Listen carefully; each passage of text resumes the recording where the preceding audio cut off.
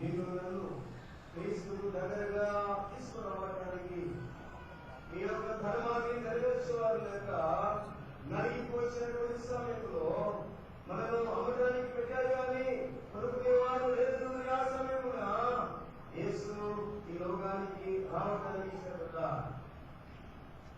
గుర్తుంచుకోవాలి, మొట్టమొదటిగా జ్ఞాపకం చేసుకోవాలి, నేను ఎవరిని అమ్ముడు పోగా కొనేవాడు లేక క్రీస్తుకు దూరముగా ఉన్నటువంటి నన్ను ఆ విమోచకుడు ఒక విధంగా క్రీస్తుకు దూరస్తున్న రెండవదిగా యెషయా గ్రంథము 59వ అధ్యాయం 9వ వచనంలో ఒక మాట రాయబడింది. యెషయా గ్రంథము 59వ అధ్యాయం 9వ వచనం చదవండి. కావున న్యాయము మాకు దూరముగా ఉన్నది, న్యాయములకు దూరస్తున్నాము.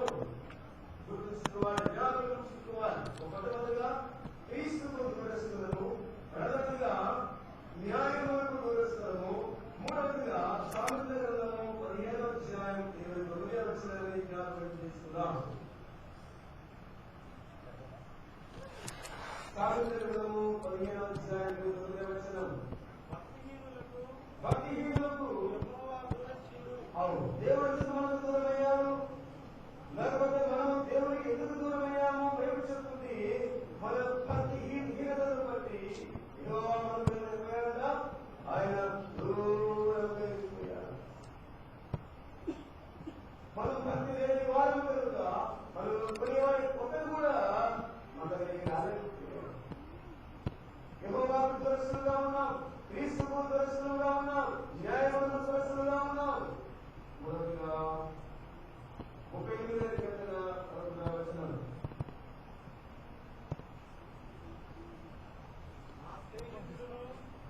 దావీదు కీర్తన 38వ అధ్యాయం 11వ వచనం. నా స్నేహితుడు, నా చెలికాడు నా దేవుని చూసి ఎడమగా నిలిచున్నారు, నా బంధువులు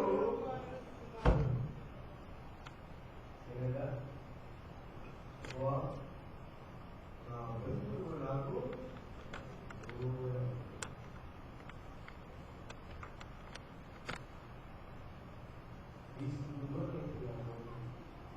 న్యాయవంతుడు దూరమైపోయాను, తల్లి దూరమైపోయాను.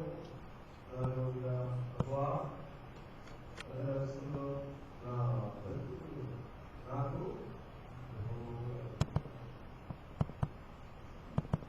ఇద్దరికి దూరమైపోయారు.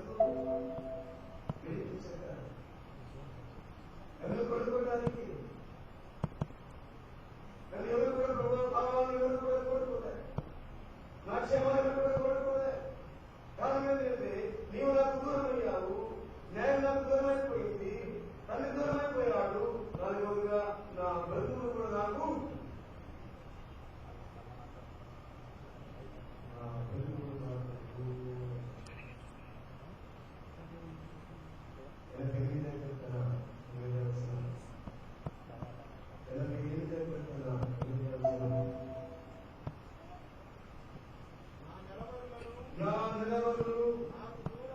నాకు దూరంగా ఉంచి ఉన్నావు.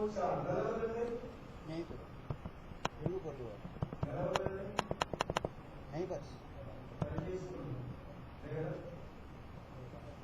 బంధువులు దూరమయ్యారు, నా స్నేహితులు కూడా నాకు దూరమయ్యారు, నన్ను పనిచేసుకుని కూడా నాకు దూరమైపోయారు.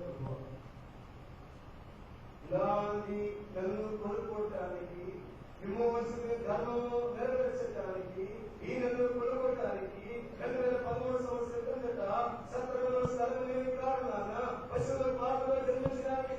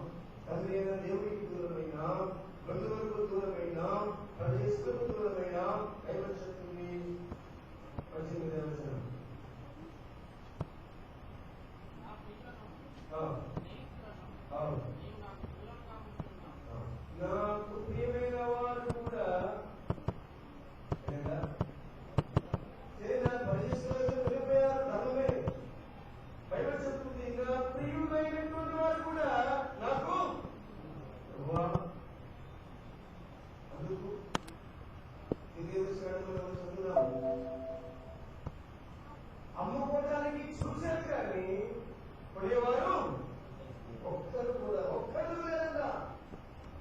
ఇది సాక్ష్యం కదా, ఇది చరిత్ర కదా. ఎదుకాలంలో ఉండలేదా? అర్థం కంటే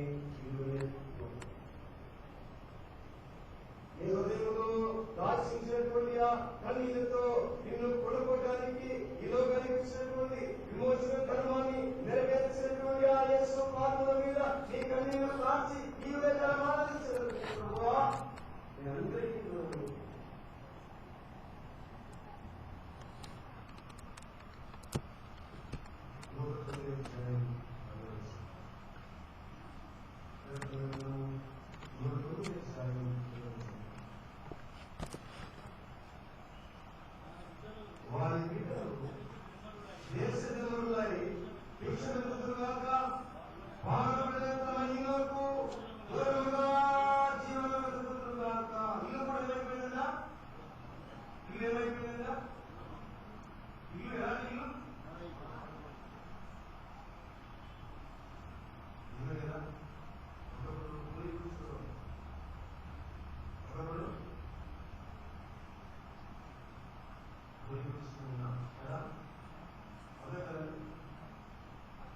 సమాజంలో ఎవరు మర్యాదైనటువంటి వారు ఉన్నాం, స్నేహితులైనటువంటి వారిలో ఉన్నాం.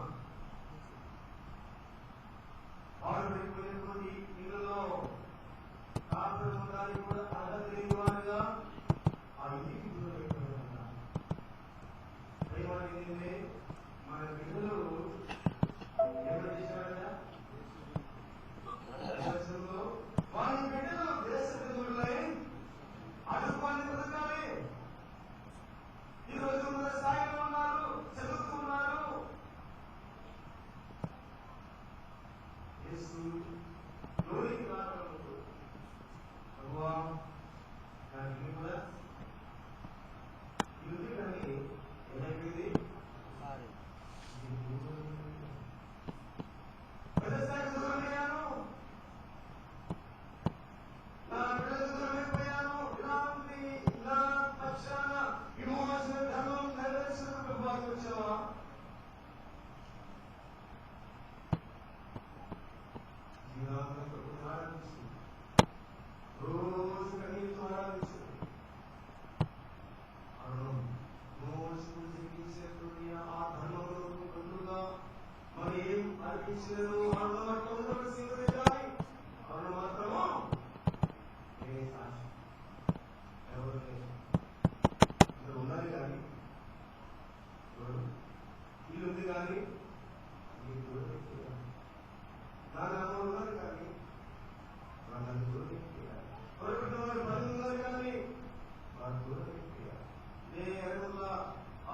ఆ సందర్భంలో 3 దినాలు ఆహారం లేక అనుకున్నారు.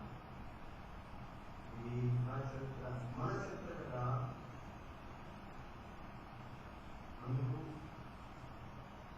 ఇవన్నీ కూడా జ్ఞాపకం ఉంచుకుంటే, ఇవన్నీ కూడా నీవు మర్చిపోకుండా ఒకటి ఎలా ఉన్నావో అది జ్ఞాపకం ఉంచుకుంటే నీవు దేవుని కలిగి ఆరాధించుకున్నాను నేర్చుకోబడి.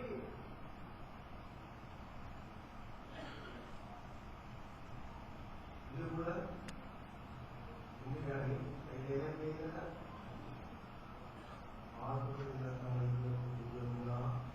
జీవనము ఎంత దౌర్భాగ్యము. ఈరోజు